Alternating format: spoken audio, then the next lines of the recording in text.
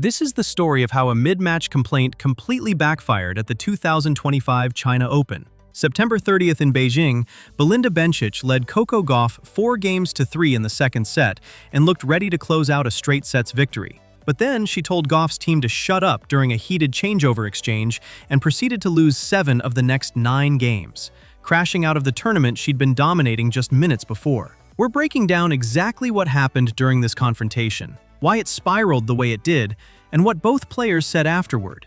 Because this wasn't just another on-court argument, but a masterclass in how losing your composure can cost you a match. The backstory here matters, so let's start with the context. Coco Gauff arrived at the 2025 China Open in Beijing as the number 2 seed and defending champion, carrying an incredible Beijing record of 13 wins and just 1 loss after defeating Karolina Muchova in straight sets the previous year. Her 2025 French Open title over Aryna Sabalenka had already made her the first American woman to win Roland Garros since Serena Williams did it in 2015, which meant she came into this event riding high. Bencic, seeded 15th, brought her own compelling narrative to the court. Her 2025 season tells one of the biggest comeback stories in women's tennis, starting from when she gave birth to her daughter Bella in April 2024 and returned to competitive tennis that October at world number 913. Climbing all the way back to number 39 by the time she faced Gauff,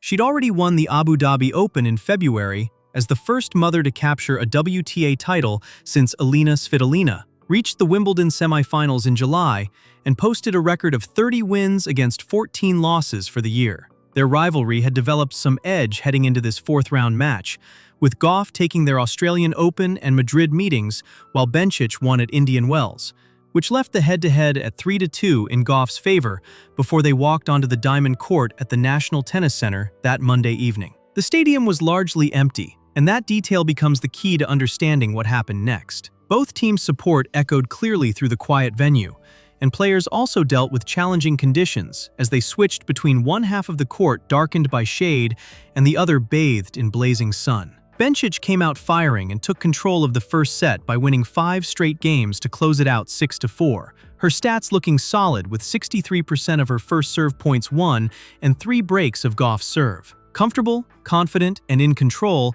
the Swiss player appeared to have the defending champion's number. The second set started the same way, with Bencic breaking Gauff early and serving at 4-3, just 2 games away from a straight sets victory over the defending champion. And that's when everything changed. Gauff hit a winner at 2-3 in the second set, and a fan in the sparse crowd cheered right as Bencic prepared to serve. Bencic was not happy about it. During the changeover, she addressed the chair umpire with what seemed like a reasonable complaint. "When the point is over, it's no problem, I don't care. But when I'm going to the line ready to serve, they don't need to cheer." Players do deserve quiet during their service motion, which is basic tennis etiquette. Yeah, but when I'm going to the line ready to serve, they don't need to cheer.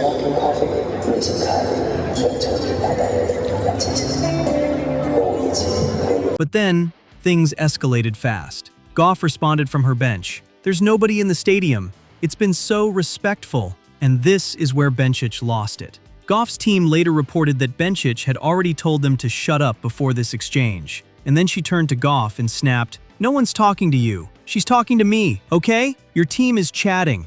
I'm too old for these mind games, okay?" Let that sink in for a moment. Belinda Bencic, normally known for staying calm and composed on court, accused the 21-year-old defending champion of playing mind games while she herself was up 4-3 in the second set and cruising toward victory. The instant regret part of this story kicks in right here, because after that heated exchange, Bencic's level completely dropped. She lost the game she was serving at 4-3, then lost the next game, and the set went to a tiebreak that Gauff won 7-4 to take the second set 7-6. What followed in the third set was even worse for Bencic, as Gauff broke early and dominated to win 6-2, with the final match statistics telling the story clearly. Bencic's first serve percentage held at 64%, but she double-faulted 5 times compared to 0 aces, while Gauff hit 4 aces and won over 71% of her first serve points. 2 hours and 31 minutes after it started, what had looked like a comfortable Bencic victory turned into a comeback win for Gauff. and analysts watching noted that the heated exchange appeared to rattle both players, but it was Bencic whose level dipped. Social media was brutal. One fan tweeted, "If she didn't complain, she would have won this match. I can't with her. She really should have won here." Another wrote, "She went on to lose this game, by the way. If you're complaining to the chair umpire, you've already lost the mental battle." What makes this story even more interesting is how the two players handled it afterward. Coco Gauff showed maturity and diplomacy in her press conference, handling someone who just called her out for mind games and told her team to shut up with grace, despite being only 21 years old. Her exact words, "I mean, I knew she said something to my team, but I didn't know exactly what. They told me she said shut up. I didn't hear it, so I can only go based off of what they said. I guess she was upset about them cheering. For me, the stadium is silent, so you hear both teams. I played previous rounds. Both my matches, I could hear the other teams pretty loud and clear because it is silent." She continued, "I obviously have a lot of respect for Belinda. She's a great player, coming back and playing great tennis as a mom. I obviously wish today didn't happen, but it is what it is. She's entitled to how she felt, and I'm entitled to how I respond. I don't like having confrontation on the court." That's a textbook professional response that defended her team, acknowledged the reality of the quiet stadium, and showed respect for Bencic's achievements and comeback story without gloating or escalating. And she notably didn't mention the incident at all during her on-court interview right after the match. Belinda Bencic? Crickets. Reports following this match found no public comments from her about the incident, no press conference quotes, no social media statement, nothing. What could she say? She'd accused her opponent of mind games while leading in a match, then proceeded to lose 7 of the next 9 games. Let's break down the psychology of this situation and figure out what actually happened here. The complaint itself wasn't entirely unreasonable. Given that the stadium was nearly empty and every sound was amplified, both teams' support was clearly audible, and someone cheering right as Bencic served could legitimately distract her. But here's the thing, Bencic was winning, up 4-3 in the second set with one set already in hand, playing well, with all the momentum on her side. The smart play would have been to stay focused on her own game, maybe make a quick comment to the umpire, and move on. Instead, she turned it into a confrontation by telling Gauff's team to shut up, accusing a 21-year-old Grand Slam champion of playing mind games, and letting her frustration take over at the exact moment she needed to stay calm and close out the match. And here's the brutal irony. By making that complaint, Bencic actually became the one playing mind games whether she intended to or not, breaking her own rhythm, giving Gauff and her team something to rally around, and showing that she was rattled. In tennis, showing weakness at a moment like that is like blood in the water. The "too old for these mind games" comment also deserves attention. Bencic was 28 at the time, while Gauff was 21. And that 7-year age gap matters in professional sports. But positioning herself as the veteran being manipulated by the youngster created a narrative that immediately put her on the defensive and suggested she thought she was losing control of the match, which in tennis means the mental game is already half lost. This incident also highlights something we don't talk about enough in tennis, the pressure that comes with comebacks after major life changes. 17 months before this match, Bencic had given birth, and she'd climbed from outside the top 900 back into the top 40, already winning a title and making a Grand Slam semifinal in what was supposed to be her triumphant return to the elite level of women's tennis. But with that success comes pressure, where every match matters when you're rebuilding your ranking. Every tournament is a chance to prove you can still compete with the best. And when you're so close to a big win like beating the defending champion at a WTA 1000 event, the stakes feel enormous. Bencic's frustration possibly wasn't really about the cheering at all,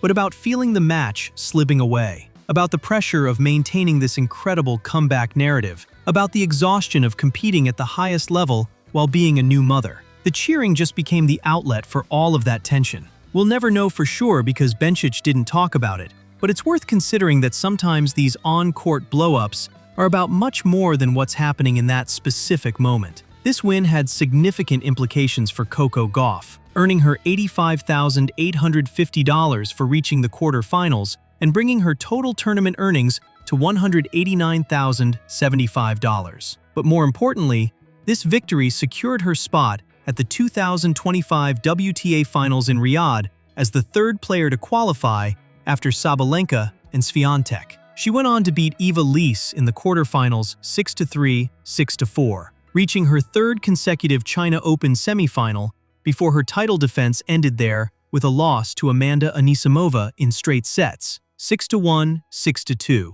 in just 58 minutes. But the match became the story of the tournament. The loss had to sting for Bencic, who'd been in complete control and had a legitimate path to beating one of the best players in the world before letting it slip away after a moment of frustration. Her 2025 season didn't end there, though, as she continued her comeback by eventually rising to number 11 in the world by late October and winning the Pan-Pacific Open in October for her 10th career WTA title. The Bencic story remained one of the most inspiring of the year. What can we learn from this incident? First, momentum in tennis is fragile, and Bencic had all of it until she didn't, with one confrontation and one break in focus, shifting the entire match in a sport where mental strength matters as much as physical ability, making the maintenance of composure absolutely necessary. Second, choosing your battles matters because not every frustration needs to be aired and not every complaint needs to escalate into a confrontation. Bencic had a legitimate concern about the timing of the cheering, but the way she expressed it by telling the team to shut up and accusing Gauff of mind games turned a minor issue into a major distraction. Third, the comeback narrative cuts both ways, with everyone rooting for Bencic's return to the tour after becoming a mother, but that same pressure to succeed and prove the comeback is real can create situations where emotions run higher than they normally would. And finally, this incident reminds us that even at the highest levels of professional tennis, players are human, and they get frustrated, say things in the heat of the moment, and make mistakes. Bencic is a former world number 4, an Olympic gold medalist, a player with 8 WTA titles who's proven her mental toughness countless times. But on this day, in this match, she let her emotions get the better of her. The video footage of this confrontation went viral for a reason, containing everything you'd want in a tennis drama: tension, conflict, a clear turning point, and an immediate consequence. Belinda Bencic, leading 4-3 in the second set, told Coco Gauff's team to shut up and accused the defending champion of mind games, then lost 7 of the next 9 games